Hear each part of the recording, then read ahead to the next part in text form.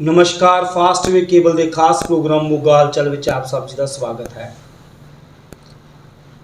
अज असी बहुत ही लंबे समय तो बाद दिल दीयां गल्लां करन लई मोगा दे एक्स MLA डॉक्टर हरजोत कमल जी के घर विच हाँ। आओ मारिए एक झात उन्हां दे पिछले 25 सालों के ते मोगे दे जो कांग्रेस का एक सिस्टम सी 97 तो बाद मोगे विच कांग्रेस किते भी नज़र नहीं आई। 2017 तक 97 तो लैके 20 साल दे विच कांग्रेस नूं पैरां सिर करके मोगे तो डॉक्टर हरजोत कमल जी MLA चुने गए। तो उस तो बाद मोगे विच 22 साल तो बाद कॉरपोरेशन विच भी कांग्रेस का परचम लहराया। ये सब कुछ दस्सण का कारण यह है कि जब इलैक्शन सिर ते आए, अज काफ़ी लंबे समय तो बाद असीं डॉक्टर साहब नाल बैठे ने गल कर रहे हैं। जब इलैक्शन सिर ते आए तो एकदम राहां बदल गईयां, दुआवां बदल गईयां, बहुत कुछ बदल गया। इस बदलाव नूं किस नज़र नाल देखते हैं डॉक्टर हरजोत कमल जी? असीं उन्हां दा स्वागत करते हैं, धन्नवाद कहने हैं सानूं एक कीमती समा देण लई। तो सब बहुत बहुत मेहरबानी आप जी दी। एकदम बहुत कुछ बदलिया। 2000 मैं गल कर रहा सीगा 17 दे विच तुसीं मोगे दे MLA चुने गए कि तुसीं मन्नो कि 20 सालों बाद कांग्रेस के मोगे च पैर लवाउण वाले तुसीं सी आपकी मेहनत सदका। ते कॉरपोरेशन विच भी कांग्रेस का परचम लहराया 22 साल बाद, वो भी श्रेय तुहाडे सिर ते जांदा है। तो शायद ही मोगे का कोई वो काम होवे। मैं दर्शकों को दस देना चाहना कि 2017 च आप जी चुने गए तो चुने जाने तो बाद अक्सर कहा जाता है कि MLA नूं लभना पैंदा है। तो तुसीं वो कमियां नूं दूर करने लिए जितवाल तो मोगे विच दफ्तर भी खोल दिता 2017 दे विच ही। कोई ज़्यादा इंतजार नहीं करवाना पिया लोगों को। काफ़ी लंबा असर तुसीं लोकां नाल जुड़े भी रहे, पर आखिरी वेले विच राहां बदलियां, दुआवां बदलियां। ਉਹਦਾ ਤੁਸੀਂ ਮੁੱਖ ਕਾਰਨ ਕਿਸ ਨੂੰ ਮੰਨਦੇ ਹੋ ਤੇ ਕੀ ਮੰਨਦੇ ਹੋ? ਪਹਿਲਾਂ ਤਾਂ ਤੁਹਾਡਾ ਬਹੁਤ ਧੰਨਵਾਦ, ਤੁਸੀਂ ਮੇਰੇ ਲਈ ਸਮਾਂ ਕੱਢਿਆ, ਮੇਰੇ ਕੋਲੇ ਆਏ ਹੋ। ਪਹਿਲਾਂ ਵੀ ਬਤੌਰ MLA ਮੈਂ ਤੁਹਾਡੇ ਸਟੂਡੀਓ 'ਚ ਵੀ ਜਾਂਦਾ ਰਿਹਾ, ਤੁਸੀਂ ਵੀ ਮੈਨੂੰ ਮੇਰੇ ਪਿਆਰੇ ਦੋਸਤਾਂ ਦੇ ਲੋਕਾਂ ਦੇ ਰੂਬਰੂ ਕਰਦੇ ਰਹੇ। ਸਾਰਿਆਂ ਨੂੰ ਸਤਿ ਸ਼੍ਰੀ ਅਕਾਲ ਔਰ ਥੈਂਕ ਯੂ ਵੈਰੀ ਮਚ। ਤੁਹਾਡਾ ਸਵਾਲ ਬੜਾ ਮੈਨੂੰ ਉਹਦੀ ਸਮਝ ਨਹੀਂ ਆਉਂਦੀ ਕਿੱਥੋਂ ਸ਼ੁਰੂ ਕਰਾਂ। ਅਸਲ ਦੇ ਵਿੱਚ ਮੈਂ ਰੱਬ ਨੂੰ ਮੰਨਣ ਵਾਲਾ ਬੰਦਾ। ਮੈਨੂੰ ਲੱਗਦਾ ਕਿ ਕਿਤੇ ਨਾ ਕਿਤੇ ਤੁਹਾਡੇ ਭਾਗਾਂ ਦਾ ਹੀ ਹੁੰਦਾ ਜਿਹਦੇ ਨਾਲ ਸਾਰਾ ਕੁਝ ਤੁਹਾਨੂੰ ਤੁਹਾਡੇ ਪੂਰਬਲੇ ਜਨਮਾਂ ਦਾ ਕੀਤਾ ਹੀ ਮਿਲਦਾ। ਔਰ ਮੈਂ ਸਮਝਦਾ ਕਿ ਕੋਈ ਬੰਦਾ ਜੇ ਇਸ ਲੈਵਲ ਤੱਕ ਪਹੁੰਚਦਾ ਜੀ ਤਾਂ ਉਹਦੇ ਪਿੱਛੇ ਵੀ ਜ਼ਰੂਰ ਉਹਦੇ ਪਿਛਲੇ ਜਨਮਾਂ ਦੀ ਤਪੱਸਿਆ, ਉਹਦੇ ਗੁਰੂਆਂ ਦਾ, ਉਹਦੇ ਮਾਂ-ਬਾਪ ਦਾ ਆਸ਼ੀਰਵਾਦ ਜਿਹੜਾ ਉਹ ਕੰਮ ਕਰਦਾ ਹੁੰਦਾ।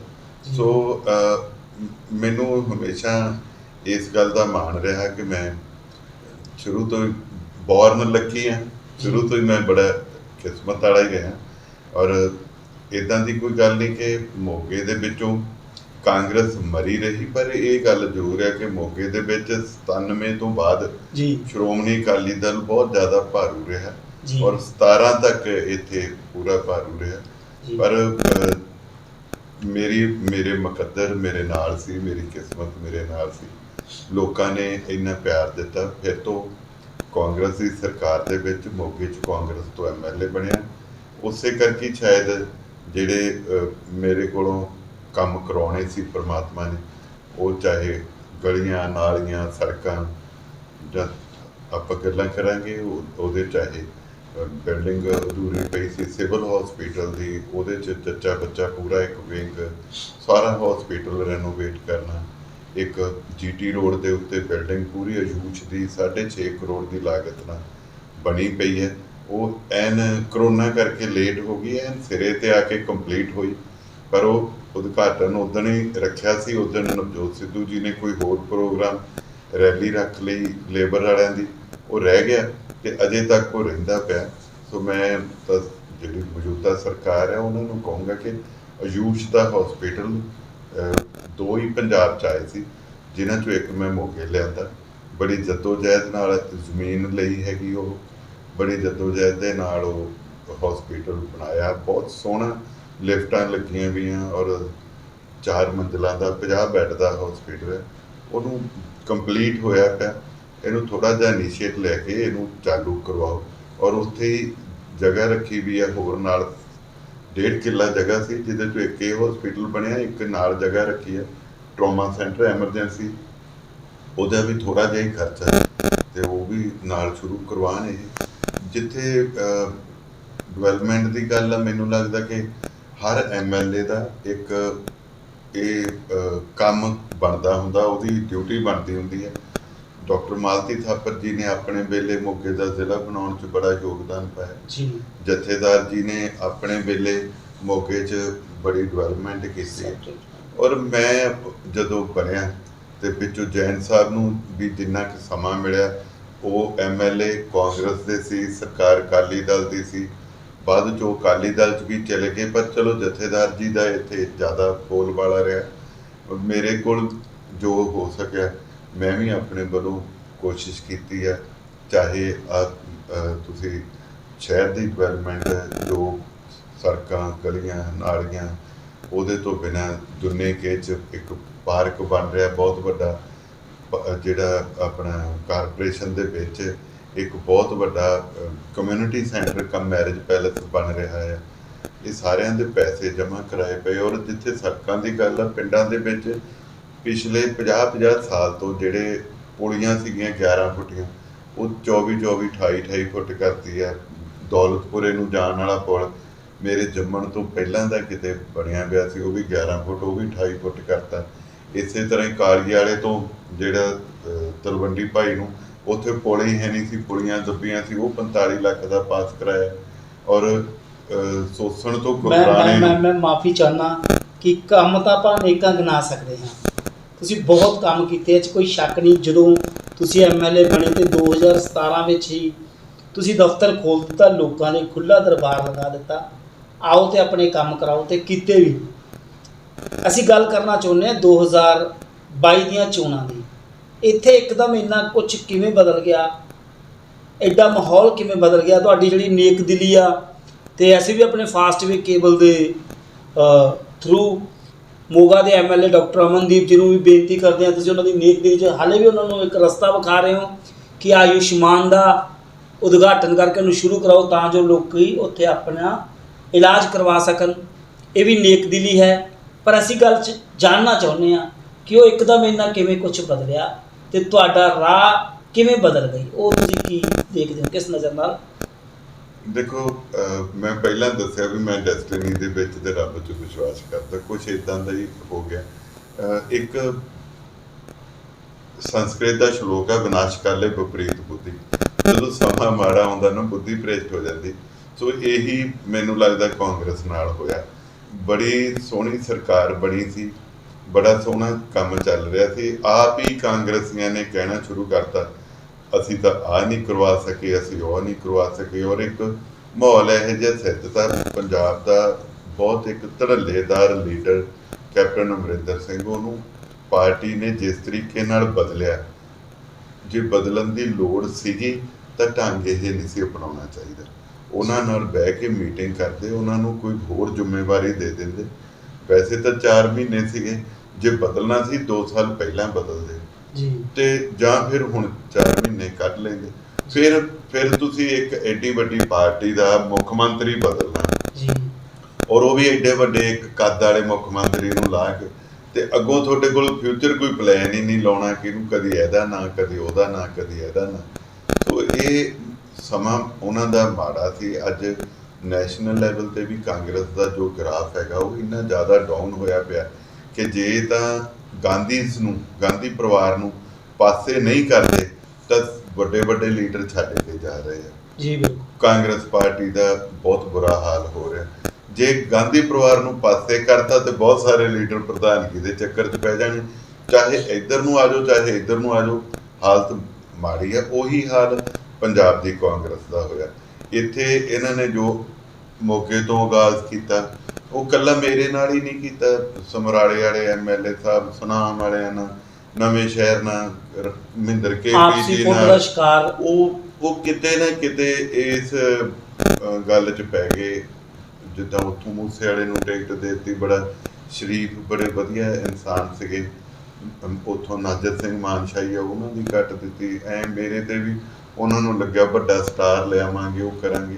ਚਲੋ ਉਹ ਪਾਸ ਹੋ ਗਿਆ, ਮੈਂ ਉਹਨੂੰ ਦੁਹਰਾਉਣਾ ਨਹੀਂ ਚਾਹੁੰਦਾ, ਪਰ ਮੈਂ ਅੱਜ ਵੀ ਕਹਿੰਦਾ ਕਿ ਮੇਰੇ ਉਹ ਲੋਕ ਜਿਹੜੇ ਮੈਨੂੰ ਇਹ ਕਹਿੰਦੇ ਸੀ ਨਹੀਂ ਭਾਜਪਾ ਨਹੀਂ ਸੀ ਜਾਣਾ ਚਾਹੀਦਾ, ਅੱਜ ਉਹ ਹਰ ਸ਼ਖਸ ਮੈਨੂੰ ਇੱਕੋ ਹੀ ਗੱਲ ਕਹਿੰਦਾ ਵੀ ਤੂੰ ਫੈਸਲਾ ਬਹੁਤ ਸੋਹਣਾ ਕੀਤਾ। ਕਿਉਂਕਿ ਪੰਜਾਬ ਦੇ ਵਿੱਚ ਵੀ ਔਰ ਹਿੰਦੁਸਤਾਨ ਦੇ ਵਿੱਚ ਵੀ ਲੰਬਾ ਸਮਾਂ ਅਜੇ ਭਾਜਪਾ ਰਹਿਣ ਵਾਲੀ ਹੈ, ਪੰਜਾਬ 'ਚ ਵੀ ਭਾਜਪਾ ਦਾ ਹੀ ਪਰਚਮ ਲਹਿਰਾਊਗਾ।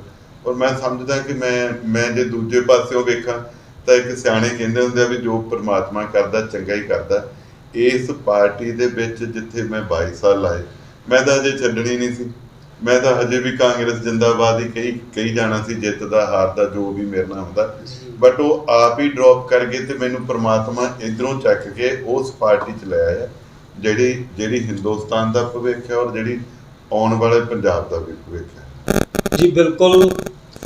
ਜਦੋਂ ਤੁਸੀਂ ਬੀਜੇਪੀ ਦੇ ਵਿੱਚ ਗਏ, ਉਸ ਵਕਤ ਬੀਜੇਪੀ ਦੇ ਹਾਲਾਤ ਕੁਛ ਐਸੇ ਸੀ ਪੰਜਾਬ ਵਿੱਚ, ਕਿਸਾਨੀ ਮੋਰਚਾ ਵਗੈਰਾ ਸੀ, ਤੇ ਸਾਫ਼ ਤੇ ਸਪਸ਼ਟ ਦਿਖ ਰਿਹਾ ਸੀਗਾ ਕਿ ਬੀਜੇਪੀ 'ਚ ਜਾਣਾ ਇੱਕ ਬਹੁਤ ਵੱਡੀ ਗਲਤੀ ਹੈ। ਫਿਰ ਵੀ ਤੁਸੀਂ ਆਪਦੇ ਆਪ ਨੂੰ ਉਸ ਰਾਹ 'ਤੇ ਲੈ ਕੇ ਗਏ, ਤੇ ਅੱਜ ਦੇ ਦਿਨ ਵਿੱਚ ਬੀਜੇਪੀ ਪੂਰੇ ਦੇਸ਼ 'ਚ, ਪੂਰੇ ਵਰਲਡ 'ਚ ਦੇਸ਼ ਦਾ ਨਾਮ ਵੀ ਚਮਕਾ ਰਹੀ ਆ, ਤੇ ਪੰਜਾਬ ਦੇ ਵਿੱਚ ਵੀ ਬੀਜੇਪੀ ਆਪਣੇ ਪੈਰ ਪਸਾਰ ਰਹੀ ਆ। ਇੱਕ ਲੋਟਸ ਆਪਰੇਸ਼ਨ ਹੋ ਰਿਹਾ ਕਿ ਐਮਐਲਏ ਖਰੀਦੇ ਜਾ ਰਹੇ ਆ ਆਮ ਆਦਮੀ ਪਾਰਟੀ ਦੇ। ਤੁਸੀਂ ਹਲਕਾ ਇੰਚਾਰਜ ਹੋ ਲੁਧਿਆਣਾ ਦੇ, 9 ਹਲਕੇ ਦੇਖ ਰਹੇ ਹੋ, ਉੱਥੋਂ ਦੀ ਕਾਰਪੋਰੇਸ਼ਨ ਦੇ ਵਿੱਚ ਵੀ ਤੁਸੀਂ ਹਸਤਕਸ਼ੇਪ ਕਰਦੇ ਹੋ, ਲੁਧਿਆਣਾ ਦੇਖ ਰਹੇ ਹੋ।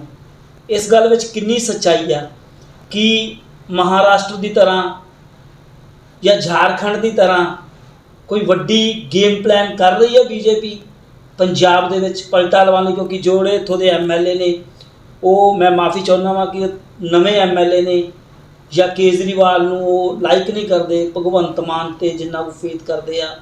ਕੋਈ ਵੱਡੀ ਗੇਮ ਪਲਾਨ ਲੋਕਾਂ ਦੀ ਨਜ਼ਰ 'ਚ ਆ ਰਹੀ ਆ, ਸਾਰੇ ਪਾਸੇ ਚੱਲ ਰਿਹਾ ਵਾ, ਇਹਦੇ ਵਿੱਚ ਕਿੰਨੀ ਕੁ ਸੱਚਾਈ ਆ? ਦੇਖੋ, ਮੈਂ ਪਾਰਟੀ ਦਾ ਬੜਾ ਸ਼ੁਕਰਗੁਜ਼ਾਰ ਹਾਂ। ਬੀਜੇਪੀ ਵਾਲਿਆਂ ਨੇ ਮੈਨੂੰ ਲੁਧਿਆਣੇ ਦੀ ਕਾਰਪੋਰੇਸ਼ਨ 'ਚ 95 ਵਾਰਡ ਹੈਗੇ, ਉੱਥੇ ਕੋ ਇੰਚਾਰਜ ਲਾਇਆ ਹੈ। ਔਰ ਲੁਧਿਆਣੇ ਦੀ ਮੇਰੇ ਕੰਮ ਨੂੰ ਦੇਖ ਕੇ ਉਦੋਂ ਬਾਅਦ ਮੈਨੂੰ ਲੁਧਿਆਣੇ ਦੀ ਲੋਕ ਸਭਾ, ਜਿਹਦੇ 9 ਹਲਕੇ ਆ, 6 ਸ਼ਹਿਰੀ ਆ ਤੇ 3 ਦਿਹਾਤੀ ਆ, ਜਗਰਾਵਾਂ, ਦਾਖਾ ਤੇ ਗਿੱਲ ਹਲਕਾ, ਉਹ ਸਾਰੇ ਤੇ ਮੈਨੂੰ ਇੰਚਾਰਜ ਲਾਇਆ।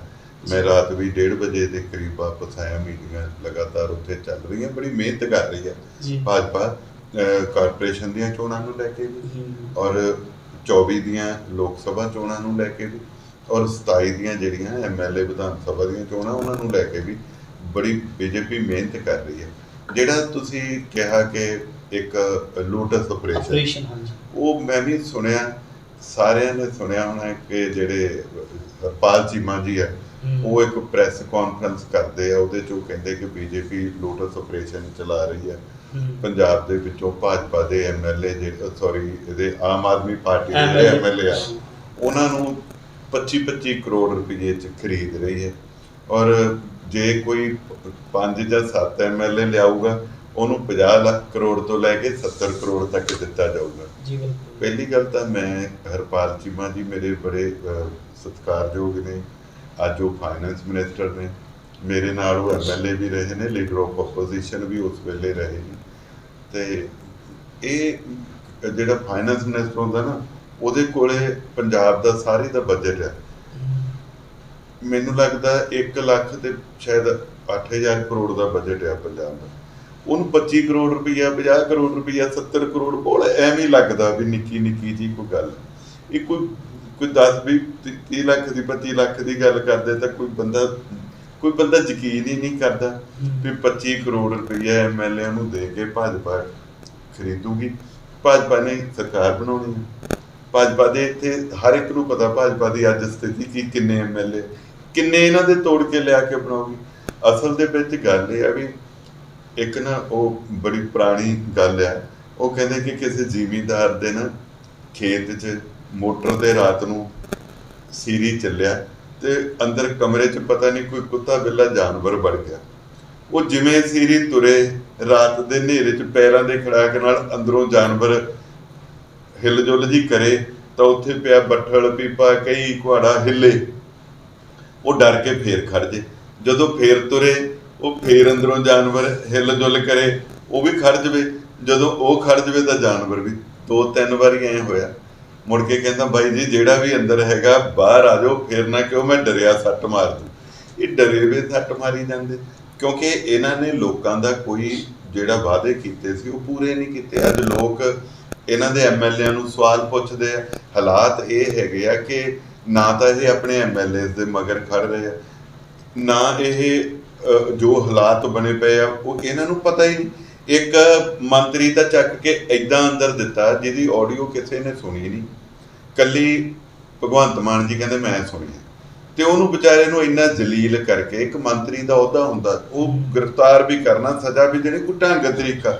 ਉਹਨੂੰ ਪੁਲਿਸ ਕਾਲਰ ਤੋਂ ਫੜ ਕੇ ਐਂ ਖਿੱਚੀ ਫਿਰਦੀ ਜਿਵੇਂ ਮਾਲੀਓ ਜੇਬ ਕਤਰਾ ਫੜ ਲਿਆ ਹੁੰਦਾ ਅੱਡੇ ਤੋਂ।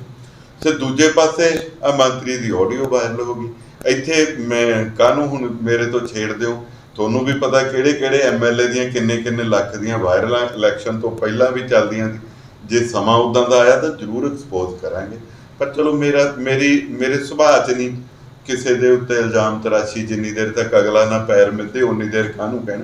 ਜਿੱਥੇ ਤੱਕ ਇਹ ਗੱਲ ਹੈਗੀ ਆ, ਇਹਨਾਂ ਦੇ ਐਮਐਲਏ ਸੱਚਿਓ ਹੀ ਭੱਜਣ ਨੂੰ ਫਿਰਦੇ। ਅੱਜ ਕੰਟਰੋਵਰਸ਼ੀਅਲ ਸਟੇਟਸ ਇਦਾਂ ਦਾ ਬਣਿਆ ਪਿਆ। ਕੇਜਰੀਵਾਲ ਸਾਹਿਬ ਦਾ ਧੜਾ ਅਲੱਗ ਹੈ, ਉਹਨਾਂ ਦੇ ਨਾਲ ਰਾਘਵ ਚੱਡਾ ਤੇ ਉਹ ਸਾਰਾ ਇੱਕ ਗਰੁੱਪ ਹੈ। ਭਗਵੰਤ ਮਾਨ ਐਂਡ ਪਾਰਟੀ ਇੱਕ ਗਰੁੱਪ ਆ। ਸੋ ਇੱਥੇ ਕਿਹਨੂੰ ਨਹੀਂ ਇਸ ਗੱਲ ਦੀ ਸਮਝ। ਹਰ ਇੱਕ ਨੂੰ ਪਤਾ ਕਿ ਇੱਕ ਸਰਕਾਰ ਦਿੱਲੀੋਂ ਚੱਲ ਰਹੀ ਹੈ, ਦੂਜੀ ਭਗਵੰਤ ਮਾਨ ਜੀ ਇੱਥੋਂ ਚਲਾਉਣ ਦੀ ਕੋਸ਼ਿਸ਼ ਕਰ ਰਹੇ। ਔਰ ਇਸ ਜੱਦੋ-ਜਹਿਦ ਦੇ ਵਿੱਚ ਪਤਾ ਨਹੀਂ ਕਿੱਦਣ ਇਹ ਗੱਲ ਦਾ ਕਨਫਲਿਕਟ ਆ ਜਾਏ ਕਿ ਇਹ ਪਾਰਟੀ ਦੋ ਫਾੜ ਹੋ ਜਾਏ। ਇਹਨਾਂ ਦੇ ਐਮਐਲਏ ਆਪ ਹੀ ਭੱਜਣ ਨੂੰ ਫਿਰਦੇ। ਪਿਛਲੀ ਵਾਰੀ ਪੁੱਛਣ ਨੂੰ ਫਿਰਦੇ। ਪਿਛਲੀ ਵਾਰੀ ਇਹਨਾਂ ਦੀ ਜਿਹੜੇ ਐਮਐਲਏ ਬਣੇ ਸੀ, ਤੁਹਾਨੂੰ ਪਤਾ 20-22 ਬਣੇ ਸੀਗੇ, ਉਹ ਚੋਂ 9-10 ਤਾਂ ਕਾਂਗਰਸ 'ਚ ਆ ਗਏ ਸੀ ਤੇ ਉਦੋਂ ਵੀ ਭੱਜ ਗਏ ਸੀ। ਹੁਣ ਵੀ ਹਾਲਾਤ ਇਦਾਂ ਦੇ ਆ, ਨਾ ਕੋਈ ਅਫਸਰ ਦੇ ਮਗਰ ਪੈਰਵਾਈ ਕਰਦਾ। ਕੈਪਟਨ ਅਮਰਿੰਦਰ ਸਿੰਘ ਚੰਗੇ ਸੀ ਮਾੜੇ ਸੀ। ਇੱਕ ਵਾਰੀ ਗਵਰਨਰ ਸਾਹਿਬ ਨੇ ਲਾਅ ਐਂਡ ਆਰਡਰ ਦੇ ਉੱਤੇ ਉਸ ਵੇਲੇ ਦੇ ਚੀਫ ਸੈਕਟਰੀ ਤੇ ਉਸ ਵੇਲੇ ਦੇ ਡੀਜੀਪੀ ਨੂੰ ਨੋਟਿਸ ਭੇਜ ਕੇ ਬੁਲਾ ਲਿਆ। ਕੈਪਟਨ ਅਮਰਿੰਦਰ ਸਿੰਘ ਬਤੌਰ ਮੁੱਖ ਮੰਤਰੀ ਇੱਕ ਪ੍ਰੈਸ ਕਾਨਫਰੰਸ ਕੀਤੀ ਔਰ ਜਿਹੜੇ ਉਸ ਵੇਲੇ ਗਵਰਨਰ ਸੀ ਉਹਨਾਂ ਨੇ ਸਿੱਧਾ ਕਿਹਾ ਕਿ ਮੇਰੇ ਕੋਲ ਮਹਿਕਮਾ ਹੈਗਾ ਲਾਅ ਐਂਡ ਆਰਡਰ ਦਾ, ਗ੍ਰਹਿ ਵਿਭਾਗ ਮੇਰੇ ਕੋਲ ਆ, ਜੇ ਕੁਝ ਪੁੱਛਣਾ ਮੈਨੂੰ ਸੱਦੋ, ਮੇਰੇ ਕਿਸੇ ਅਫਸਰ ਨੂੰ ਬੁਲਾਉਣਾ ਨਹੀਂ, ਨਾ ਉਹ ਕੋ ਆਊਗਾ। ਆ ਇਹਨਾਂ ਦੇ ਅਫਸਰਾਂ ਵਿਚਾਰਿਆਂ ਤੇ ਪਰੇਸ਼ਾਨੀ ਰੇਡਾਂ। ਆ ਮੈਨੂੰ ਕੱਲ ਵੀ ਪਤਾ ਲੱਗਿਆ ਇੱਕ ਇਹਨਾਂ ਦਾ ਹੋਰ ਅਫਸਰ ਰਿਜ਼ਾਈਨ ਕਰ ਗਿਆ। ਅਫਸਰ ਇਹਨਾਂ ਦੇ ਪੰਜਾਬ ਤੋਂ ਡੈਪੂਟੇਸ਼ਨ ਕਰਾ ਕੇ ਸੈਂਟਰ 'ਚ ਜਾਈ ਜਾਂਦੇ। ਕੋਈ ਕਿਸੇ ਦੇ ਮਗਰ ਖੜਦਾ, ਕੋਈ ਆਪਦੇ ਹੁਣ ਇਹਨਾਂ ਨੂੰ ਐਮਐਲਏ ਦਾ ਪਤਾ ਲੱਗਿਆ ਤਾਂ ਹੁਣ ਇਹ ਕਿੰਨਾ ਰੌਲਾ ਹਾਲ ਦੁਹਾਈ ਪਾਈ ਹੈ। ਲਓ ਨਾ, ਕਿਹੜਾ ਬੰਦਾ ਤੁਹਾਨੂੰ ਫੋਨ ਕਰਦਾ, ਕਿਹੜਾ ਬੰਦਾ ਤੁਹਾਨੂੰ ਡਰਾਉਂਦਾ ਧਮਕਾਉਂਦਾ, ਬਾਈ ਨੇਮ ਪਰਚਾ ਦਿਓ ਨਾ ਫਿਰ ਉਹਦੇ ਤੇ। ਜੇ ਕੋਈ ਬੰਦਾ ਇਹ ਜਿਹਾ ਕਰ ਰਿਹਾ, ਉਹ ਤਾਂ ਗੱਲ ਇਹ ਆ ਵੀ ਇਹਨਾਂ ਨੂੰ ਇਸ ਗੱਲ ਦਾ ਪਤਾ ਲੱਗ ਗਿਆ, ਬੰਦੇ ਭੱਜਣ ਨੂੰ ਫਿਰਦੇ। ਉਹ ਇੱਕ ਹੋਰ ਤੁਸੀਂ ਗੱਲ ਸੁਣੀ ਹੋਣੀ ਹੈ, ਕਹਿੰਦੇ ਪਰਿਵਾਰ 'ਚੋਂ ਰਾਤ ਨੂੰ ਕੁੜੀ ਕਹਿੰਦੀ ਬੇਬੇ ਆਪਣੇ ਸਵੇਰ ਨੂੰ ਪਰਿਵਾਰ ਦਾ ਇੱਕ ਜੀਅ ਘੱਟ ਜਾਣਾ। ਸਵੇਰੇ ਪਤਾ ਲੱਗਿਆ ਕੁੜੀ ਕਿਸੇ ਨਾਲ ਭੱਜ ਗਈ। ਬੰਦੇ ਭੱਜਣ ਨੂੰ ਫਿਰਦੇ। ਹੁਣ ਕਈ ਜਾਂਦੇ ਸਾਡਾ ਤਾਂ ਜੀ ਇਹ ਕਰਨ ਨੂੰ ਫਿਰਦੇ ਆ ਜੀ, ਸਾਡਾ ਬਿਲਕੁਲ ਠੀਕ ਹੈ। ਇਸ ਗੱਲ 'ਚ ਕੋਈ ਸਚਾਈ ਨਹੀਂ ਕਿ ਬੀਜੇਪੀ ਆਪਰੇਸ਼ਨ ਲੋਟਸ ਪੰਜਾਬ 'ਚ ਲਿਆ ਰਹੀ ਹੈ, ਪਰ ਉਹ ਇਦਾਂ ਦਾ ਕੋਈ ਆਪਰੇਸ਼ਨ ਨਹੀਂ ਕਿ ਇਹਨਾਂ ਦੇ ਐਮਐਲਏ ਨੂੰ ਤੋੜ ਕੇ ਖਰੀਦ ਕੇ ਇੱਥੇ ਬੀਜੇਪੀ ਨੂੰ ਸਟਰੋਂਗ ਕਰਨ ਲਈ ਆਪਰੇਸ਼ਨ ਲਿਆਂਦਾ ਜਾ ਰਿਹਾ। ਇੱਥੇ ਕਮਲ ਦਾ ਫੁੱਲ ਇਹ ਲੋਟਸ ਖੜਾਇਆ ਜਾਊਗਾ। ਇਹ ਕਾਰਪੋਰੇਸ਼ਨ ਦੀਆਂ ਇਲੈਕਸ਼ਨਾਂ 'ਚ ਵੀ, ਇਹ 24 ਦੀਆਂ ਲੋਕ ਸਭਾ 'ਚ ਵੀ, ਔਰ ਆਉਂਦੀਆਂ ਵਿਧਾਨ ਸਭਾ ਚੋਣਾਂ ਦੇ ਵਿੱਚ ਵੀ। ਉਹ ਚਾਹੇ 27 'ਚ ਹੋਣ ਚਾਹੇ ਪਹਿਲਾਂ ਹੋ ਜਾਣ, ਜੋ ਇਹਨਾਂ ਦੇ ਲੱਛਣ, ਉਦੋਂ ਵੀ ਕਮਲ ਹੀ ਖਿਲੂਗਾ। ਇਹ ਲੋਟਸ ਆਪਰੇਸ਼ਨ ਉਹ ਹੈਗਾ ਜਿੱਥੋਂ ਇਹ ਡਰੇ ਫਿਰਦੇ ਆ। ਚੀਮਾ ਜੀ ਕਹਿੰਦੇ ਜੀ 1775 ਕਰੋੜ ਰੁਪਈਆ ਬੀਜੇਪੀ ਨੇ ਰੱਖ ਲਿਆ। ਮੈਂ ਕੱਲ ਸੁਣੀ ਜਾਂਦਾ ਸੀ, ਭਾਈ ਤੁਹਾਨੂੰ ਬੀਜੇਪੀ ਵਾਲੇ ਕਦੋਂ ਦੱਸ ਗਏ ਵੀ ਅਸੀਂ ਕਿੰਨੇ ਪੈਸੇ ਤੁਹਾਡੇ ਬੰਦੇ ਖਰੀਦਣ ਨੂੰ ਰੱਖੇ? ਜੇ ਤੁਹਾਨੂੰ ਇੰਨਾ ਹੀ ਗਿਆਨ ਆ, ਆਪਦੇ ਬੰਦਿਆਂ ਨੂੰ ਚੱਕੋ ਕਿਤੇ ਪਾਸੇ ਲੁਕੋ ਲਓ, ਜਿਵੇਂ ਬਿੱਲੀ ਬੱਚਿਆਂ ਨੂੰ ਲੁਕੋਈ ਫਿਰਦੀ, ਉਵੇਂ ਤੁਸੀਂ ਲੈ ਜਾਓ ਇਹਨਾਂ ਨੂੰ ਪਾਸੇ। ਜੀ ਬਿਲਕੁਲ ਤੇ ਆਪਰੇਸ਼ਨ ਜੋ ਤੁਸੀਂ ਕਹਿੰਦੇ ਕਮਲ ਖਿਲੂਗਾ ਪੰਜਾਬ ਵਿੱਚ। ਬਿਲਕੁਲ ਪੰਜਾਬ ਦੇ ਵਿੱਚ 15,000 ਤੋਂ ਵੱਧ ਪਿੰਡ ਨੇ ਜੀ, 12,000 ਕੁਛ ਨਹੀਂ ਜੀ, 12,000 ਤੋਂ ਪਲੱਸ ਬਿਲਕੁਲ ਪਿੰਡ ਹੋਣਗੇ ਜੀ। ਤੇ ਮੇਰੇ ਖਿਆਲ ਦੇ ਵਿੱਚ 120 ਵੀ ਸਰਪੰਚ ਨਹੀਂ ਹੋਣਗੇ ਬੀਜੇਪੀ ਦੇ, ਜਾਂ ਬਹੁਤ ਥੋੜੇ ਸਰਪੰਚ ਹੋਣਗੇ ਪਿੰਡਾਂ ਦੇ ਵਿੱਚ ਬੀਜੇਪੀ ਦੇ। ਬੀਜੇਪੀ ਹਾਲੇ ਪਿੰਡਾਂ ਵਿੱਚ ਪੈਰ ਰੱਖਣ ਵਿੱਚ ਸક્ષਮ ਨਹੀਂ ਹੋਈ, ਪਿੰਡਾਂ ਤੱਕ ਨਹੀਂ ਪਹੁੰਚੀ, ਤੇ ਸਮਾਂ ਬਹੁਤ ਥੋੜਾ ਵਾ, 24 ਤਾਂ ਹੀ ਆ ਗਿਆ ਸਮਝੋ, ਸਾਹਮਣੇ ਪਿਆ ਵਾ। ਤੇ ਉਸ ਲਈ ਬੀਜੇਪੀ ਕੀ ਕਰ ਰਹੀ ਆ, ਪਿੰਡਾਂ ਦੇ ਵਿੱਚ ਕਿਵੇਂ ਅਪਰੋਚ ਬਣਾਊਗੀ ਬੀਜੇਪੀ, ਕਿਸਾਨਾਂ ਦੇ ਦਿਲਾਂ ਵਿੱਚ ਕਿਵੇਂ ਆਪਣਾ ਘਰ ਦੇਖੋ ਬਣਾਊਗੀ? ਗੱਲ ਇਹ ਹੈ ਕਿ ਇੱਕ ਸਮਾਂ ਸੀ ਜਦੋਂ ਕਿਸਾਨਾਂ ਨੂੰ ਲੱਗਿਆ ਕਿ ਜਿਹੜੇ ਕਾਨੂੰਨ ਬਣਾਏ ਆ ਉਹ ਇਹ ਪੋਲੀਟੀਕਲ ਪਾਰਟੀਆਂ ਉੱਦਾਂ ਦਾ ਮਾਹੌਲ ਬਣਾ ਦਿੰਦੀਆਂ, ਸਿਰਜ ਦਿੰਦੀਆਂ। ਇਹ ਆਮ ਆਦਮੀ ਪਾਰਟੀ ਹੈ ਜਿਹਨੇ ਅੰਨਾ ਹਜ਼ਾਰੇ ਦੇ ਅੰਦੋਲਨ ਦੇ ਵਿੱਚੋਂ ਇਹੋ ਜਿਹਾ ਭ੍ਰਿਸ਼ਟਾਚਾਰ ਮੁਕਤ ਜੇ ਉਹ ਇਹੋ ਜਿਹੇ ਨਾਅਰੇ ਦਿੱਤੇ ਕਿ ਉਹਦੇ 'ਚੋਂ ਇਹ ਦਿੱਲੀ ਦੀ ਸਰਕਾਰ ਬਣਾ ਗਈ। ਅੱਜ ਕਿਸਾਨ ਅੰਦੋਲਨ ਸੀ, ਉਹਦੇ 'ਚ ਕਾਲੇ ਕਾਨੂੰਨ ਪਤਾ ਨਹੀਂ ਕੀ ਕੁਛ ਬੋਲ ਕੇ ਅੱਜ ਪੰਜਾਬ 'ਚ ਸਰਕਾਰ ਬਣਾ ਗਈ। ਔਰ ਅੱਜ ਕਿਸਾਨਾਂ ਨੂੰ ਤੁਹਾਨੂੰ ਕੀ ਲੱਗਦਾ ਸਮਝ ਨਹੀਂ ਆ ਰਹੀ ਕਿ ਇਹ 2.5 ਕਿੱਲੇ ਵਾਲਾ ਕਿਸਾਨ ਕਦੋਂ ਆਪਣੇ ਪੈਰਾਂ ਤੇ ਖੜਾ ਹੋ ਸਕਦਾ? ਅੱਜ ਬੱਚੇ ਕਿਉਂ ਬਾਹਰ ਨੂੰ ਭੱਜ ਰਹੇ ਆ? ਕਿਉਂਕਿ ਬਾਹਰਲਾ ਲਿਵਿੰਗ ਸਟੈਂਡਰਡ ਬਹੁਤ ਹਾਈ ਹੈ ਔਰ ਸਾਡੇ ਬੱਚਿਆਂ ਨੂੰ ਇੱਥੇ ਉਹ ਚੀਜ਼ਾਂ ਨਹੀਂ ਮਿਲ ਰਹੀਆਂ।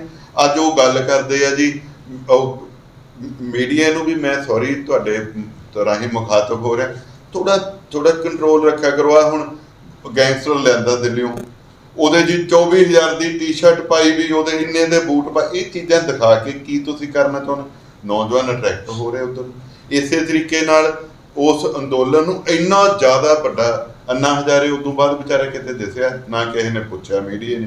ਉਹੀ ਹਾਲ ਕਿਸਾਨ ਅੰਦੋਲਨ ਇੰਨਾ ਜ਼ਿਆਦਾ ਉਹਨੂੰ ਹਾਈ ਕਰ ਦਿੱਤਾ ਕਿ ਐਂ ਲੱਗਦਾ ਸੀ ਸਾਰੀ ਦੁਨੀਆ 'ਚ ਜਿੱਥੋਂ ਮਰਜ਼ੀ ਕੋਈ ਕਿਸਾਨ ਚੱਲ ਗਿਆ, ਲੋਕਾਂ ਦਾ ਹੀਰੋ ਅੱਜ ਉਹ ਆ। ਤੇ ਹਾਲਾਤ ਕੀ ਕੀਤੇ?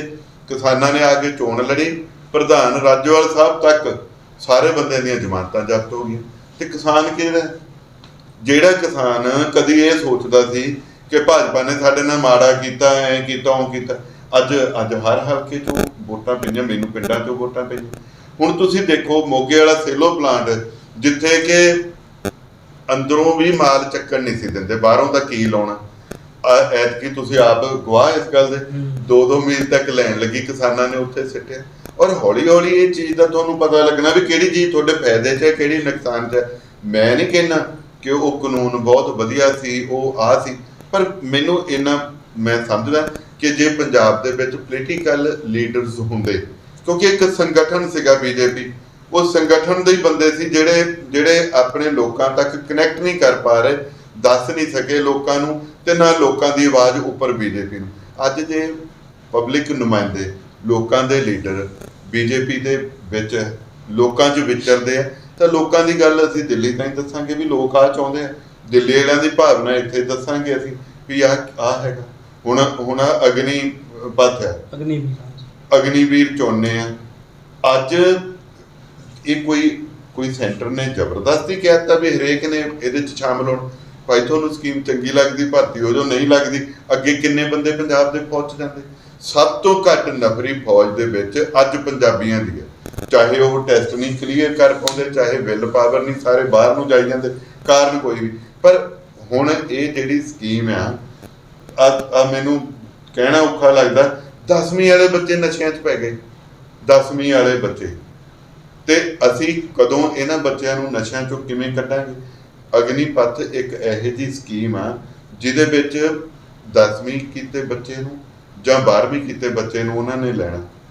10ਵੀਂ ਵਾਲਾ ਜੇ ਉੱਥੇ ਜਾਂਦਾ 4 ਸਾਲਾਂ 'ਚ ਉਹਦੀ +2 ਹੋ ਜਾਣੀ, ਜੇ 12ਵੀਂ ਵਾਲਾ ਜਾਂਦਾ ਤੇ ਉਹਨੂੰ ਨਾਲ ਦੀ ਨਾਲ BA ਕਰਾ ਦੇਣੀ ਉਹਨੇ, ਤੇ 4 ਸਾਲ ਦੇ ਵਿੱਚ ਉਹ ਟ੍ਰੇਨਿੰਗ ਦੇਣੀ ਹੈ ਜਿਹੜਾ ਜਦੋਂ ਉਹ ਬਾਹਰ ਨਿਕਲੂਗਾ।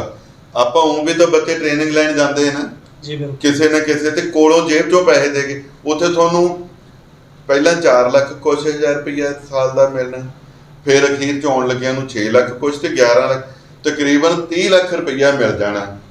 ਤੇ ਨਾਲ ਤੁਹਾਨੂੰ ਇੱਕ ਇਹੋ ਜਿਹੀ ਟ੍ਰੇਨਿੰਗ ਮਿਲ ਜਾਣੀ ਜਿਹਦੇ ਨਾਲ ਤੁਹਾਡੇ ਬੱਚੇ ਦੀ ਸਾਰੀ ਉਮਰ ਜ਼ਿੰਦਗੀ 'ਚ। ਮੇਰਾ ਬਾਪ ਫੌਜੀ ਸੀ, ਮੈਂ ਅੱਜ ਵੀ ਮੇਰੇ ਸ਼ੂ ਕਿੱਥੇ ਪਏ ਆ, ਮੇਰੇ ਰੁਮਾਲ ਕਿੱਥੇ ਪਏ ਆ, ਮੈਂ ਸੁੱਤਾ ਪਿਆ ਵੀ ਦੱਸ ਸਕਦਾ। ਲਾਈਫ ਦੇ ਵਿੱਚ ਡਿਸਿਪਲਿਨ, ਫੌਜ ਚੋਂ ਆਉਂਦਾ। ਔਰ ਮੈਂ ਸਮਝਦਾ ਕਿ ਜੇ ਬੱਚੇ 4 ਸਾਲ ਲਾ ਲੈਣਗੇ, ਉਮਰ ਕਿੰਨੀ ਹੋਣੀ ਉਹਦੀ, 17 ਸਾਲ ਦਾ ਗਿਆ, 18 19 20 ਤੇ 21 ਸਾਲਾਂ ਦਾ ਬਾਹਰ ਆ ਗਿਆ, ਉਹ 30 ਲੱਖ ਰੁਪਈਆ ਲੈ ਕੇ ਆ ਗਿਆ, 4 ਸਾਲ ਦੀ ਫੌਜੀ ਟ੍ਰੇਨਿੰਗ ਲੈ ਕੇ ਆ ਗਿਆ। ਇੱਕ ਤਾਂ ਉਹਦਾ ਜੁੱਸਾ ਤਗੜਾ ਹੋ ਜਾਊਗਾ, ਦੂਜਾ ਉਹ ਨਸ਼ਿਆਂ ਤੋਂ ਬਚ ਜਾਊਗਾ, ਤੀਜਾ ਉਹ ਜਿੱਥੇ ਵੀ ਜਾਊਗਾ ਐਕਸ ਸਰਵਿਸਮੈਨ ਦਾ ਸਰਟੀਫਿਕੇਟ ਨਾਲ ਲਊਗਾ, ਪਹਿਲ ਦੇ ਆਧਾਰ ਤੇ ਉਹਨੂੰ ਨੌਕਰੀ ਮਿਲੂਗੀ। ਤੇ ਕੋਈ ਜ਼ਬਰਦਸਤੀ ਨਹੀਂ, ਤੁਸੀਂ ਜਾਣ ਜੀ ਕਰੇ ਜਾਓ ਨਹੀਂ। ਪਰ ਇਹ ਪੋਲੀਟੀਕਲ ਪਾਰਟੀਆਂ, ਅੱਜ ਇਹੀ ਆਮ ਆਦਮੀ ਪਾਰਟੀ ਨੇ ਜਿਨ੍ਹਾਂ ਨੇ ਵਿਧਾਨ ਸਭਾ ਦੇ ਵਿੱਚ ਇਹ ਮਤਾ ਰਿਜੈਕਟ ਕੀਤਾ। ਭਗਵੰਤ ਮਾਨ ਜੀ ਉੱਥੇ ਬੋਲੇ ਵੀ ਇਹ ਜੀ ਮਾੜਾ ਆ, ਅਸੀਂ ਫਲਾਨਾ ਕਰਾਂਗੇ। ਅੱਜ ਭਗਵੰਤ ਮਾਨ ਜੀ ਡੀਸੀਆਂ ਨੂੰ ਚਿੱਠੀ ਲਿਖ ਰਹੇ ਆ ਵੀ ਅਗਨੀਪਥ ਵਧੀਆ ਸਕੀਮ ਹੈ, ਭਰਤੀ ਕਰਨ ਵਾਸਤੇ ਫੁੱਲ ਕੋਆਪਰੇਟ ਕਰੋ। ਮੈਂ ਗੁਰਦਾਸਪੁਰ ਗਿਆ ਥੋੜੇ ਦਿਨ ਹੋਏ, ਉੱਥੇ ਮੈਨੂੰ ਜਦੋਂ ਮੈਂ ਤਿੱਬੜੀ ਕ੍ਰਾਸ ਕੀਤਾ ਕੈਂਟ, ਇੰਨਾ ਰਸ਼ ਉੱਥੇ ਸੜਕ ਚੋਂ ਕ੍ਰਾਸ ਕਰਨਾ ਮੁਸ਼ਕਲ। ਮੈਂ ਪੁੱਛਿਆ ਕੀ ਹੈ, ਕਹਿੰਦੇ ਅਗਨੀਪਥ ਅਗਨੀਵੀਰਾਂ ਦੀ ਸਿਲੈਕਸ਼ਨ ਹੋ ਰਹੀ। ਸੋ ਮੈਂ ਉਹਦੀ ਪ੍ਰੋੜਤਾ ਲਈ ਨਹੀਂ ਇਹ ਗੱਲ ਕਰ ਰਿਹਾ, ਮੈਂ ਇੱਕ ਗੱਲ ਕਰ ਰਿਹਾ ਕਿ ਸਕੀਮ ਜਦੋਂ ਆਉਂਦੀ ਹੈ ਪੋਲੀਟੀਕਲ ਪਾਰਟੀਆਂ ਉਹਨੂੰ ਆਪਣੇ ਹਿਸਾਬ ਨਾਲ ਮੋਲਡ ਕਰ ਲੈਂਦੀਆਂ। ਇਹੀ ਆਮ ਆਦਮੀ ਪਾਰਟੀ ਉਹਨੂੰ ਮਾੜਾ ਕਹਿੰਦੀ ਸੀ, ਅੱਜ ਉਹੀ ਭਰਤੀ ਕਰਾਈ ਜਾਂਦੀ। ਪਰ ਮੈਂ ਇੱਕ ਚੀਜ਼ ਜਾਣਦਾ ਕਿ ਪੰਜਾਬ ਦੇ ਜੋ ਹਾਲਾਤ ਆ, ਇੱਥੇ ਕਿਸਾਨ ਇੰਨਾ ਕੁ ਕਰਜ਼ੇ 'ਚ ਆਇਆ ਪਿਆ, ਇੱਥੇ ਸੈਂਟਰ ਦੀ ਬੀਜੇਪੀ ਸਰਕਾਰ ਦੀ ਮਦਦ ਤੋਂ ਬਿਨਾਂ ਪੰਜਾਬ ਸਿਰ ਇੰਨਾ ਕੁ ਕਰਜ਼ਾ ਚੜ ਗਿਆ, ਉਹਦੀ ਮਦਦ ਤੋਂ ਬਿਨਾਂ ਅਸੀਂ ਬਾਹਰ ਨਹੀਂ ਨਿਕਲ ਪਾਉਣਾ।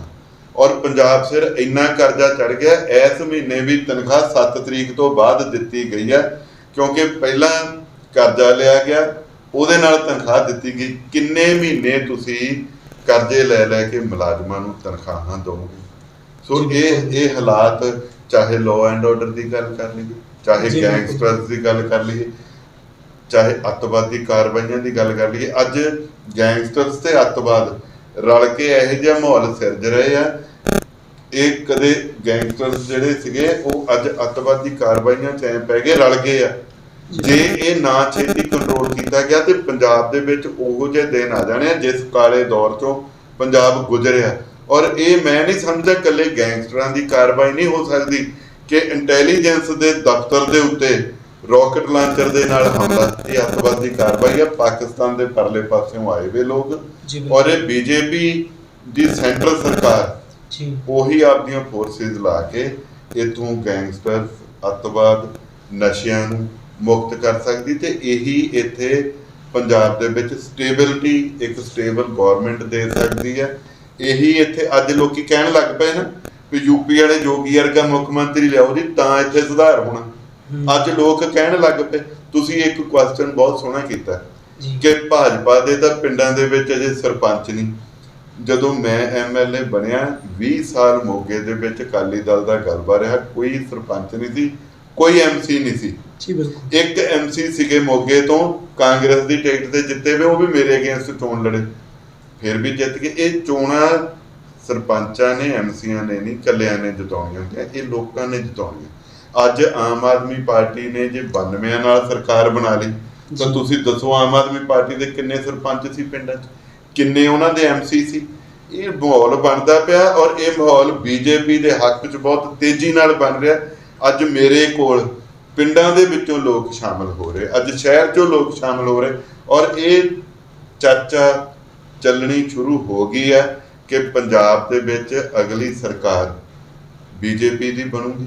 ਔਰ ਇਹ ਚਰਚਾ ਕੋਈ ਇੱਦਾਂ ਹਵਾ 'ਚ ਨਹੀਂ, ਲੋਕੀ ਇਹ ਮਹਿਸੂਸ ਕਰਨ ਲੱਗ ਪਿਆ ਕਿ ਜੇ ਪੰਜਾਬ ਨੂੰ ਨਸ਼ਿਆਂ ਤੋਂ, ਅੱਤਵਾਦ ਤੋਂ, ਕਰਜ਼ਿਆਂ ਤੋਂ ਬਚਾਉਣਾ ਹੈ, ਇੱਥੇ ਇੰਪਲੋਇਮੈਂਟ ਜਨਰੇਟ ਕਰਨੀ ਹੈ, ਤਾਂ BJP ਤੋਂ ਬਿਨਾਂ ਕੋਈ ਹੋਰ ਪਾਰਟੀ ਨਹੀਂ ਜਿਹੜੀ। ਪਰ ਮੈਂ ਤੁਹਾਡੇ ਤੋਂ ਪੁੱਛਣਾ ਚਾਹੁੰਦਾ ਕਿ BJP ਵਿੱਚ ਤੁਸੀਂ ਚਲੇ ਗਏ, BJP ਵਿੱਚ ਜਾਣ ਤੋਂ ਬਾਅਦ ਜਿਹੜੇ ਇੱਕ ਹੁੰਦਾ ਨਾ ਜਿਵੇਂ ਭੀਤਰ ਘਾਤ, ਘਰ ਦੇ ਜਿਹੜੇ ਵਿਭੀਸ਼ਣ ਹੁੰਦੇ ਆ, ਜਿਹੜੇ ਲੰਕਾ ਢਵਾ ਦਿੰਦੇ ਆ, ਜਿਹੜਾ ਭੀਤਰ ਘਾਤ ਆ, ਭਾਰਤੀ ਜਨਤਾ ਪਾਰਟੀ 'ਚ ਵੀ ਕੁਛ ਐਸੇ ਲੀਡਰ ਨੇ ਜੋ ਬਰਦਾਸ਼ਤ ਨਹੀਂ ਕਰਦੇ ਕੋਈ ਵਧੀਆ ਲੀਡਰ ਸਾਡੀ ਪਾਰਟੀ ਦੇ ਵਿੱਚ ਆ ਜਾਵੇ, ਜਦ ਕਿ ਪਿਛਲੇ 75 ਸਾਲਾਂ ਤੋਂ ਜਾਂ 17 ਸਾਲਾਂ ਤੋਂ ਜਦੋਂ ਦੀ BJP ਦੇਸ਼ 'ਚ ਹੋਂਦ 'ਚ ਆਈ ਆ, ਪੰਜਾਬ 'ਚੋਂ ਕਦੇ ਵੀ ਇਕੱਲੇ ਕੋਈ ਉਹਨਾਂ ਨੇ ਚੁਣਾਵ ਨਹੀਂ ਲੜਿਆ। ਜੇ ਕਿਤੇ ਲੜਿਆ ਵੀ ਆ ਅਤੇ ਉਹ ਕੋਈ ਉਹਨਾਂ ਨੂੰ ਜ਼ਿਆਦਾ ਸਫਲਤਾ ਨਹੀਂ ਮਿਲੀ।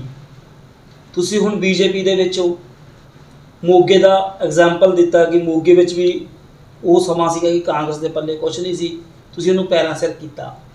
ਜੇ ਅੱਜ ਬੀਜੇਪੀ ਨੂੰ ਪੈਰਾਂ ਸਿਰ ਕਰਨਾ ਵਾ ਕਿ ਉਹਨਾਂ ਪੁਰਾਣੇ ਜਿਹੜੇ ਭਾਰਤੀ ਜਨਤਾ ਪਾਰਟੀ ਦੇ ਪੁਰਾਣੇ ਲੀਡਰ ਸਾਹਿਬਾਨ ਆ, ਉਹਨਾਂ ਦੇ ਦਿਲਾਂ ਦੀ ਜਿਹੜੀ ਮੈਲ ਆ ਉਹ ਕਿਵੇਂ ਦੂਰ ਕੀਤੀ ਜਾ ਸਕਦੀ ਹੈ, ਜਾਂ ਹਾਈ ਕਮਾਨ ਵੱਲੋਂ ਨਿਰਦੇਸ਼ ਦਿੱਤੇ ਜਾਣ ਕਿ ਜਿਵੇਂ ਕੈਪਟਨ ਸਾਹਿਬ ਵੀ ਕਾਂਗਰਸ 'ਚੋਂ ਆਏ, ਜਾਖੜ ਸਾਹਿਬ ਵੀ ਕਾਂਗਰਸ 'ਚੋਂ ਆਏ, ਉਹਨਾਂ ਨੂੰ ਗੁੱਡ ਫੀਲ ਨਹੀਂ ਹੁੰਦਾ ਕਿ ਸਾਡੇ ਸਿਰ 'ਤੇ ਕੋਈ ਆ ਕੇ ਬੈਠ ਗਿਆ।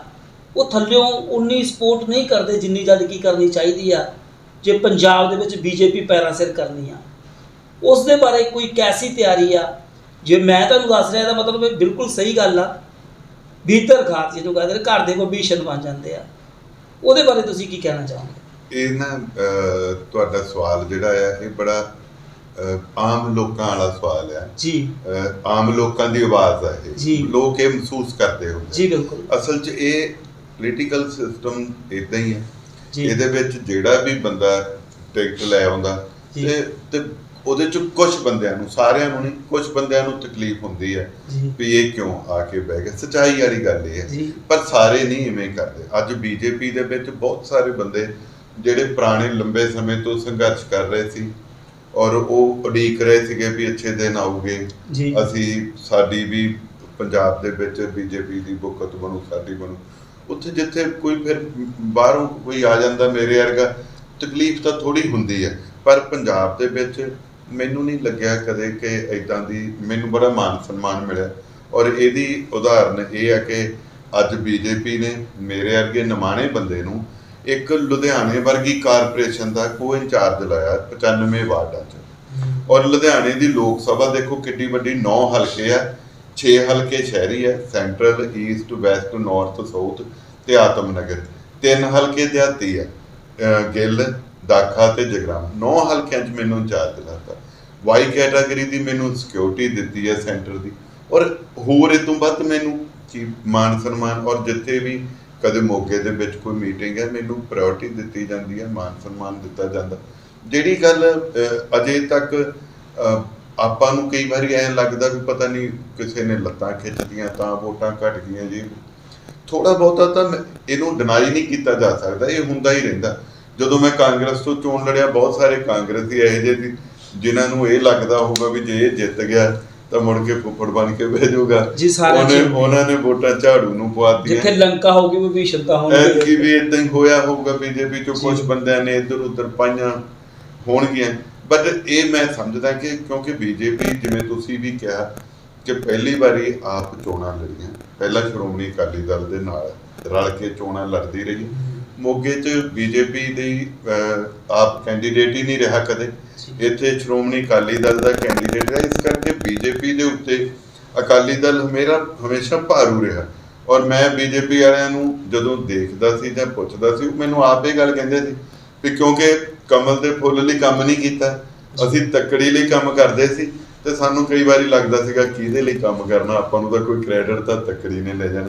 ਸੋ ਇਹ ਸੋਚ ਅੱਜ ਨਿਕਲ ਗਈ ਹੈ। ਬੀਜੇਪੀ ਨੇ ਇਹ ਗੱਲ ਦਾ ਠੋਕ ਕੇ ਤੇ ਠੋਸ ਤੌਰ ਤੇ ਅਮਿਤ ਸ਼ਾਹ ਜੀ ਨੇ ਵੀ, ਜੇਪੀ ਨੱਡਾ ਜੀ ਨੇ ਵੀ, ਹਰ ਬੰਦੇ ਨੇ ਇਹ ਗੱਲ ਬਹੁਤ ਸਪਸ਼ਟ ਰੂਪ 'ਚ ਕਹਿਤੀ ਹੈ ਕਿ ਬੀਜੇਪੀ ਆਪ ਚੋਣ ਲੜੂਗੀ। ਜੇ ਕਿਸੇ ਨੇ ਨਾਲ ਆਉਣਾ ਤਾਂ ਛੋਟਾ ਭਰਾ ਬਣ ਕੇ ਆ ਜੇ, ਆਪਣੇ ਨਾਲ ਚੱਲੇ। ਪਰ ਅੱਜ ਬੀਜੇਪੀ ਕਿਸੇ ਨਾਲ ਸਮਝੌਤਾ ਕਰਕੇ ਨਹੀਂ ਲੜੂਗੀ। ਸੋ ਇਹ ਜਦੋਂ ਤੱਕ ਤੁਸੀਂ ਆਪਣੀ ਹੋਂਦ ਨਹੀਂ ਬਣਾਉਂਦੇ, ਲੋਕ ਵੀ ਤੁਹਾਡੇ ਨਾਲ ਤਾਂ ਜੁੜਨਗੇ। ਅੱਜ ਲੋਕਾਂ ਨੂੰ ਲੱਗਣ ਲੱਗਿਆ ਕਿ ਹਾਂ ਬੀਜੇਪੀ ਆਪਣੇ ਦਮ ਨਾਲ ਪੰਜਾਬ ਦੇ ਵਿੱਚ ਆਊਗੀ ਤੇ ਬੀਜੇਪੀ ਵੀ ਇੱਥੇ ਚੱਲੂਗੀ ਤੇ ਸੈਂਟਰ ਦੇ ਨਾਲ ਇਹਨਾਂ ਦਾ ਰਾਬਤਾ ਹੈਗਾ, ਡਬਲ ਇੰਜਨ ਦੀ ਸਰਕਾਰ ਬਣੂਗੀ। ਸੋ ਇਸ ਕਰਕੇ ਬੀਜੇਪੀ ਪਾਵਰਫੁਲ ਹੋ ਰਹੀ ਹੈ। ਜਿਹੜੇ ਕੋਈ ਮਾੜਾ ਮੋਟਾ ਲੱਤਾਂ ਖਿੱਚਣ ਵਾਲੇ ਉਹ ਹਰ ਪੋਲੀਟੀਕਲ ਪਾਰਟੀ 'ਚ ਹੁੰਦੇ ਆ, ਔਰ ਪਾਰਟੀਆਂ ਸਮੇਂ-ਸਮੇਂ ਤੇ ਉਹਨਾਂ ਨੂੰ ਪਛਾਣਦੀਆਂ ਵੀ ਰਹਿੰਦੀਆਂ, ਬਾਹਰ ਦਾ ਰਸਤਾ ਵੀ ਦਿਖਾਉਂਦੀਆਂ ਰਹਿੰਦੀਆਂ। ਔਰ ਕੱਲੇ ਪਾਰਟੀਆਂ ਹੀ ਨਹੀਂ, ਲੋਕ ਵੀ ਉਹਨਾਂ ਨੂੰ ਪਛਾਣ ਕੇ ਨਕਾਰਦੇ ਰਹਿੰਦੇ ਜੀ। ਬਿਲਕੁਲ। ਹੁਣ ਸਿਰਫ ਐਂਡ ਤੇ ਸਿਰਫ ਇੱਕ ਸ਼ਬਦ ਨਾਲ ਹੀ ਜਵਾਬ ਦੇਣਾ, ਸਿਰਫ ਇੱਕ ਸ਼ਬਦ ਨਾਲ, ਠੀਕ ਹੈ ਜੀ। ਕਾਂਗਰਸ ਛੱਡ ਕੇ ਦੁਖੀ ਹੋਏ? ਮੈਨੂੰ ਵਾਕਿਆ ਹੀ ਜਦੋਂ ਤੁਸੀਂ ਕਿਸੇ ਪਰਿਵਾਰ ਦੇ ਵਿੱਚ ਇੱਕ ਸ਼ਬਦ ਹਾਂ, ਮੈਂ ਕਹਿੰਦਾ ਕਿ ਲੰਬਾ ਸਮਾਂ ਜਿੱਥੇ ਰਹੇ ਹੁੰਦੇ ਆ, ਉਹਨੂੰ ਛੱਡਣਾ ਇੱਕ ਵਾਰੀ ਦੁੱਖ ਦਿੰਦਾ। ਬੀਜੇਪੀ 'ਚ ਆ ਕੇ ਖੁਸ਼ ਹੋ? ਹੁਣ ਪੂਰਾ ਖੁਸ਼। ਤੇ ਬੀਜੇਪੀ ਨੈਸ਼ਨਲ ਲੈਵਲ ਦੀ ਪਾਰਟੀ ਆ, ਪੂਰੇ ਦੇਸ਼ ਤੇ ਰਾਜ ਕਰ ਰਹੀ ਆ, ਕੀ ਤੁਸੀਂ ਮੋਗੇ ਲਈ ਕੁਝ ਲਿਆ ਸਕਦੇ ਹੋ ਦਿੱਲੀ? ਡੈਫੀਨੇਟਲੀ ਲਿਆ ਸਕਦਾ ਹੀ ਨਹੀਂ, ਮੈਂ ਜ਼ਰੂਰ ਲਿਆਉਂਗਾ ਵੀ। ਔਰ ਪਰ ਇਹ ਲੋਕਾਂ ਨੂੰ ਵੀ ਚਾਹੀਦਾ, ਜਦੋਂ ਮੈਨੂੰ ਲੋਕ ਪਾਵਰ ਦੇਣਗੇ ਤਾਂ ਮੈਂ ਉਹ ਪਾਵਰ ਨੂੰ ਲੈ ਕੇ ਜਾਊਂਗਾ ਕਿ ਪਾਵਰ ਆਪ ਜੀ ਦੇ ਹੱਥ ਵਿੱਚ ਆਊਗੀ। ਚੌਥੀ ਗੱਲ, ਮੋਗੇ ਦੀ ਪਲੇਟੀ ਦਾ ਬਹੁਤ ਰੌਲਾ ਵਾ, ਜਦ ਕਿ ਉਹ ਨੈਸ਼ਨਲ ਲੈਵਲ ਤੇ ਹੀ ਆਪਣਾ ਹੱਲ ਹੋ ਸਕਦਾ, ਦਿੱਲੀ ਤੋਂ ਹੀ ਹੱਲ ਹੋ ਸਕਦਾ। ਕੀ ਤੁਸੀਂ ਕਰਵਾ ਸਕਦੇ ਹੋ?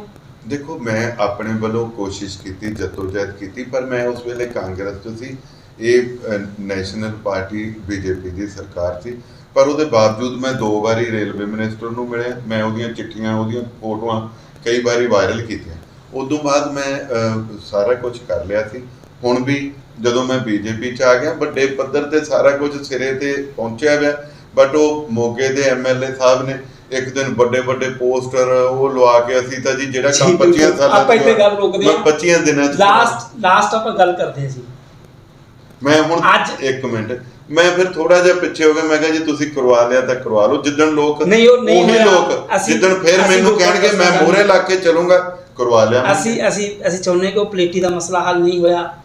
ਕਿ ਮੋਗੇ ਦੇ ਲੋਕ ਅੱਜ ਵੀ MLA Harjot Kamal ex MLA ਜੋ ਹੋ ਗਏ ਨੇ, ਉਹਨਾਂ ਨੂੰ ਓਨਾ ਹੀ ਚਾਹੁੰਦੇ ਆ।